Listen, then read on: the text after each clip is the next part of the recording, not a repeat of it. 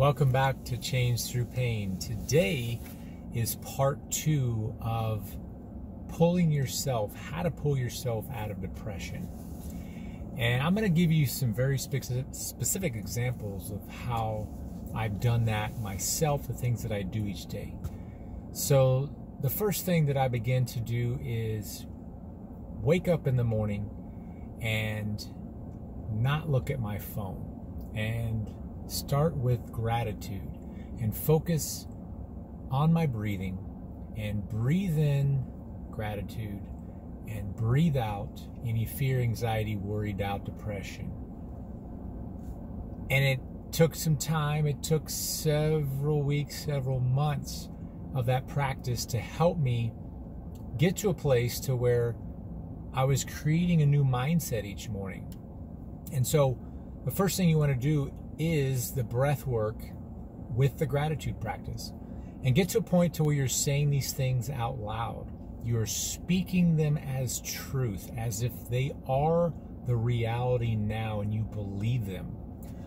I am enough. I am powerful. I am strong. I am courageous. I am kind. I am loving. I am empathetic. I am compassionate. I have everything that I need within myself. I am no longer going to allow the outside world to control my thoughts and my reactions. I am in charge. So that's the biggest key. That's the biggest thing you want to do first. Now, the next thing that I'll do is I will listen to a guided meditation. I don't have to do it every single day, but I do it as a way of discipline. It's like getting up and exercising in the morning. It is something that I know that will benefit me, and so I do that. I listen to a guided meditation that walks me through anywhere from 12 to 20 minutes of releasing the things that no longer serve me, releasing the things that I've been holding on to that I need to get rid of so I can heal and learn and grow and become the greatest version of myself. So that's the second thing that I do.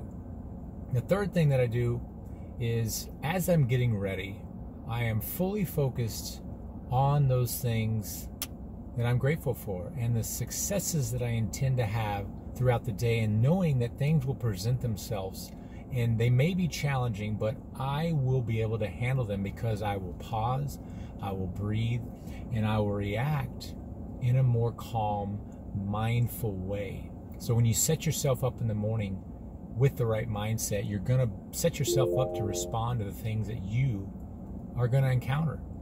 Now, also what I'll do is if I get to a moment to where I have anxiety during the day, I go back to my breathing. And sometimes I'll even listen to certain types of sounds and music and even a guided meditation. I may even have that in my ear, in an earbud, while I'm going throughout the day, because that's what I know I need sometimes. Do what you know works for you. It does not matter what others think or say. Now, that's the next piece of the puzzle, is learning to not respond through the ego-filled emotion that desires to protect you. So when someone says something that's hurtful, someone does something that's hurtful, now, is it hurtful? Yes, maybe, but why? Why is it hurtful? Pause to reflect on that and don't react out of the emotion. Listen. Maybe you don't even need to respond. Maybe you need to walk away, but you also need to learn to speak your truth. You need to stand up for yourself. You need to set boundaries. You need to set loving boundaries and teach people how to treat you. So as you work through these things each day, you're going to become stronger. You're going to become more confident in yourself and your ability to deal with these things in life. And yes, while you do these things, you may shed people from your life. You may shed years of pain, years of hurt, years of depression, years of uncertainty, anxiety. But that's what it's all about. That's how you heal. That's how you grow. That's how you get to the next level. That's how you start your next chapter. That's how you attract the people into your life that should be a part of your life. And yes, you will attract people for certain reasons. The universe delivers the right people to you at the right time. You may not learn the lesson that first time. It may take 2 times, 3 times, even 4 times, even more than that. But you gotta look within. You've got to face the things that you are dealing with. And you've got to face those triggers. So as you work on those things each day, each morning, and you live your life, you go throughout the day, and things trigger you, and you immediately feel like you are ego-filled, want to respond with anger, with a hateful thing to say back to protect yourself or make yourself feel better or make them feel bad about themselves. Realize that that does no good for you, does no good for them. What does good for you is to learn to recognize when that happens and to learn to breathe out that emotion and then look at the reason why that triggered you. And when you do that and you face your truth, your reality of the things that you need to heal and fix, that is when the growth happens. That is when you attract the people that are right for you, that will help build you up, that will challenge you, that will encourage you, that will inspire you, that will connect with you energetically.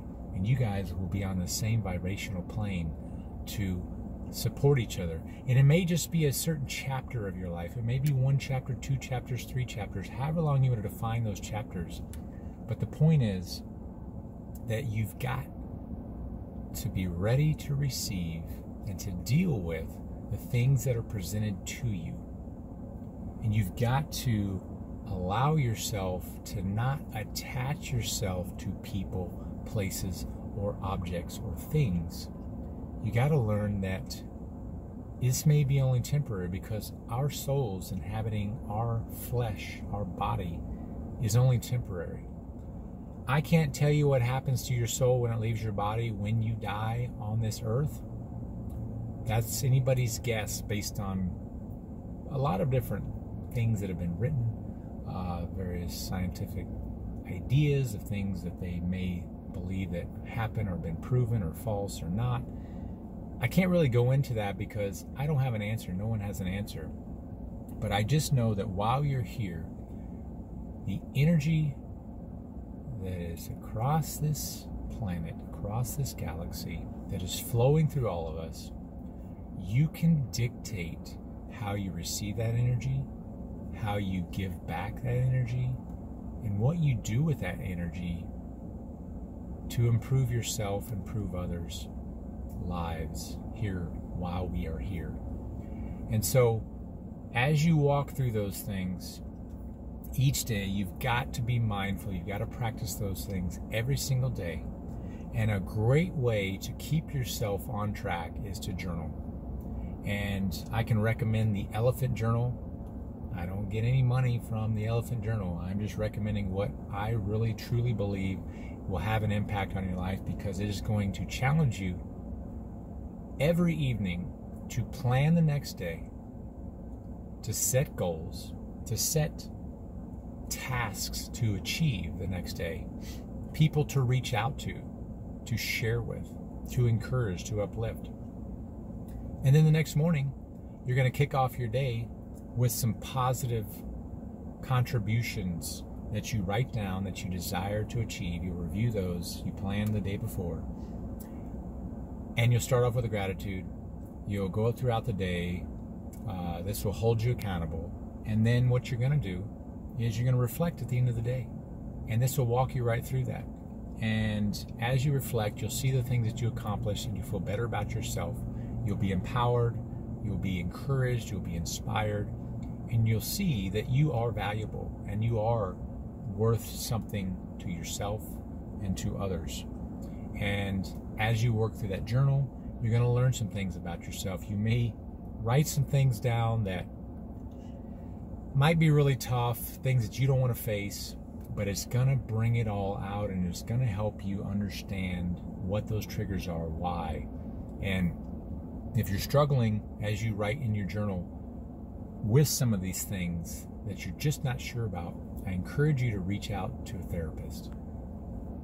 I saw a therapist on and off multiple times throughout my life to help me get to this place to help me learn about myself, to understand, to talk it out, to provide some great books to read that can really help guide me on this journey.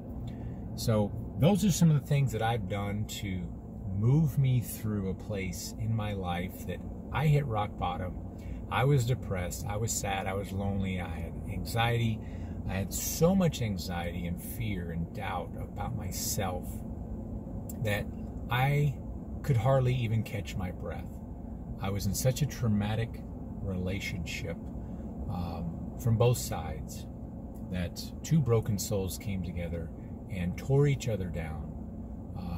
It was not a great experience, but I would not change anything because it brought me to this place of healing and hope and a new life. And I wish this person well. I wish them healing. I apologize for the things that I did through my ego-filled desire to protect myself. And they did as well. And I forgive them. I forgive myself. And I know that moving forward, I will pause, reflect, breathe, and I will focus on why I desire to react a certain way, and I will choose to react in a better way, mindfully, respectfully, empathetically, compassionately. Thank you so much for listening. I hope this part 2 of how to overcome depression was valuable to you. I hope you can apply these things to your life. If you need any assistance, guidance, encouragement, motivation, books to read, guided meditation suggestions, please reach out to me. Send me a message. I'm here to help. Thank you so much. You have a blessed day. Till next time.